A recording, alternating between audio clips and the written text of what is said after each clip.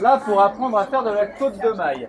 La côte de maille, qu'est-ce que c'est? C'est l'armure reine de l'histoire. C'est celle qui a été la plus efficace et l'utilisée pendant le plus longtemps. Ça a été inventé par les Celtes et ça a été utilisé jusqu'au XIVe siècle. La côte de maille, c'est fabriqué de petits anneaux comme ça. Il y a plusieurs motifs. Là, c'est un 4 pour 1, c'est-à-dire que chaque anneau en tient 4.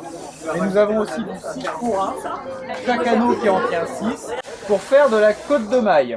Avec la paire de pinces, on va venir attraper l'anneau de chaque côté. Hop, bien à plat pour être sûr de bien l'attraper. Vous faites une torsion de poignet, ça l'ouvre. Là, vous voyez, c'est ouvert.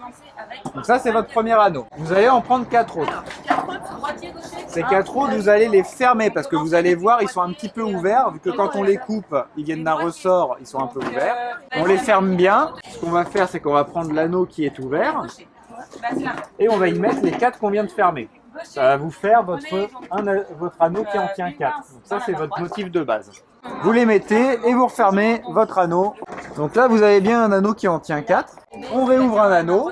On va remettre 2 anneaux dedans et on va venir s'accrocher sur 2 autres anneaux de votre premier enchaînement.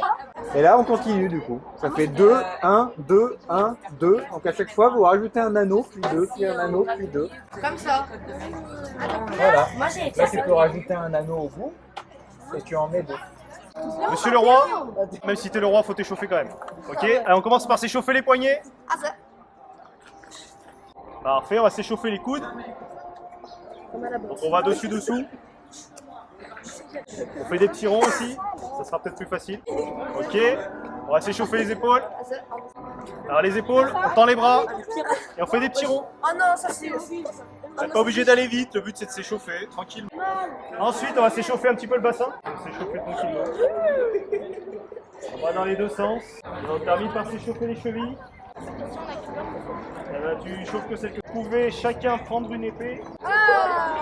Le but c'est vraiment de maintenir l'écartement et vous conservez l'écartement. Vous imaginez que vos pieds sont sur 2 lignes parallèles. Ouais. Voilà, c'est fini, c'est l'heure du coup.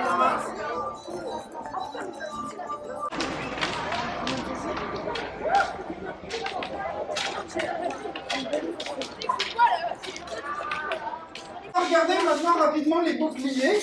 Vous avez devant vous 5 boucliers qui ont des tailles et des formes complètement différentes. À votre avis, quel est le plus ancien et quel est le plus récent? Alors on va commencer par le plus ancien. Ça, c'est le bouclier du viking.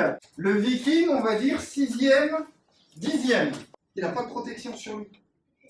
Enfin, les historiens se sont rendus compte, en faisant des fouilles dans les cimetières scandinaves, qu'il y avait énormément de squelettes qui avaient des fractures au niveau des tibias et au niveau des genoux. Donc ce bouclier viking protégeait très bien le haut du corps, mais pas le bas. Tous les Normands ont ce bouclier. Donc il est beaucoup plus petit en diamètre que le bouclier viking. Parce que les Normands, ils ont gambison, côte de maille. Donc mon corps est protégé. Donc j'ai pas besoin d'un bouclier aussi grand.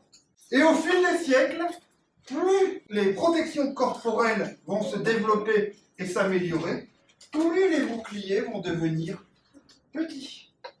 11e, 12e, 13e, 15e. Au 15e, mon corps entier est recouvert d'une armure. Je peux encaisser les coups. Le bouclier, l'écu, ne me sert qu'à dévier. Il ne sert pas à me protéger, contrairement à celui-là. Il va me servir juste à dévier les coups.